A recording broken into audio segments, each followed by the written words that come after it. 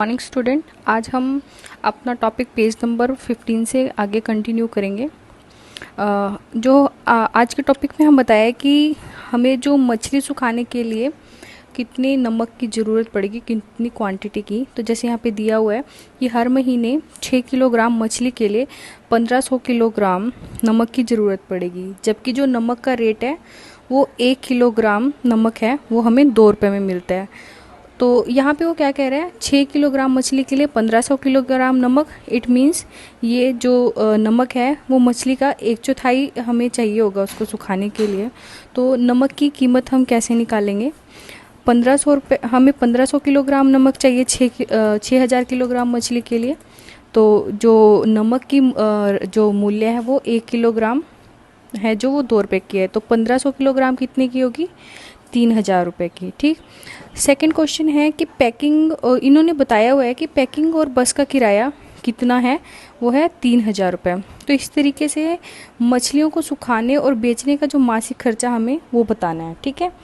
तो हमें पता है कि पिछले जो क्वेश्चन से हमें पता था कि 1 किलोग्राम ताज़ी मछली का जो मूल्य होता है वो 15 रुपये होता है, और यहाँ पे हमें कितनी मछलियाँ दी गई हैं? 6000 किलोग्राम। तो इनका मूल्य कितना होगा?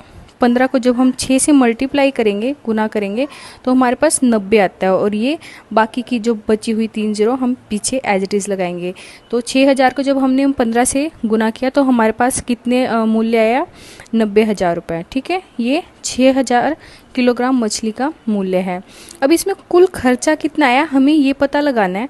तो हमें पता है हमें क्या क्या चाहिए होगा इसके लिए। कुल खर्चे में हमें एक तो हमें जो ताज़ी मछली है उसका मूल्य चाहिए, अगर हम उसमें पैकिंग और बस का किराया जमा कर दें और जो नमक का मूल्य है हम उसमें जमा कर दें, तो हमारे पास जो कुल खर्चा होगा वो आ जाएगा। तो क्या है, ताज़ी मछली का मूल्य हमने यहाँ से निकाला था जो कि 90,000 रुपये है। 3000 रुपये बस का किराया और पैकिंग का, और नमक का मूल्य क्या है जो हमें चाहिए होगा? 1500 किलोग्राम नमक का मूल्य आया था हमारा 3000 रुपये। ठीक है। तो टोटल जब हम इन तीनों को जमा करेंगे तो हमारे पास जो संख्या आएगी जमा करने के बाद वो हमारे पास कितना खर्चा आएगा? 96,000 रुपये। ठीक है, जो एक मासिक खर्च होगा मछलियों को सुखाने और उनको बेचने का। ठीक। अब जो नेक्स्ट क्वेश्चन की तरफ चलते हैं हमें पता है जब मछली सूख जाती है तो वो अपने वजन की 1/3 रह जाती है, जो हमने पिछले पेज में जो हमने टॉपिक करा था डिस्कस उसमें ये बताया गया था। तो यहाँ हमारे पास कितनी मछलियाँ? 6000 किलोग्राम। तो जब ये 6000 किलोग्राम की मछलियों को हम सुखाएंगे तो वो कितनी रह जाएंगी? तो 1/3 है, तो इट मीन्स यहाँ पे 6000 को 3 से भाग करने पे हमारे पास 2000 किलोग्राम, जो कि 6000 किलोग्राम मछलियों को सुखाने के बाद हमारे पास इतनी शेष बचेंगी। ठीक है। अब हमें पता है पिछले जो पेज में हमारी स्टेटमेंट दी गई थी कि सूखी मछली का मूल्य है वो 1 किलोग्राम सूखी मछली का मूल्य कितना है? 70 रुपये।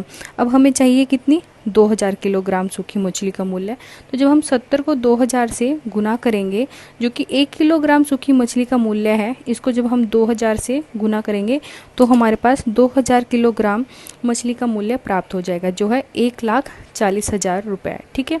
अब हमें इन सूखी मछलियों को सुखाने और बेचने का खर्चा पता करना है। तो ये हम कैसे निकालेंगे?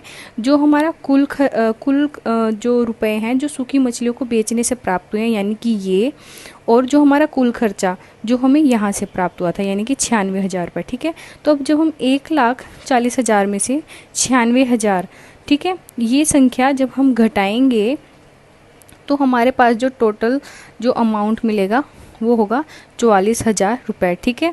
ये इतना हमारे पास इसका खर्च आएगा। ठीक है। तो ये हमारे जो बुक में एक स्टेटमेंट में दिया भी हुआ है, जो फाजिला है उसने अनुमान लगाया था कि हमारे पास इतने पैसे, जो अनुमानित उसने खर्चा बताया था, वो अगर हमारा मैच करता है, हमारा भी इतना आता है, तो हमारा उत्तर इट मीन्स सही है। ठीक है। तो ये है हमारा आज तक का टॉपिक, और आपका यहाँ तक चैप्टर कंप्लीट हो चुका है। लेकिन आप में से कुछ बच्चों ने अभी तक होमवर्क करके मुझे नहीं भेजा है, तो प्लीज़ अपना होमवर्क कंप्लीट कीजिए और उसको मुझे सेंड कीजिए। ठीक है। Thank you.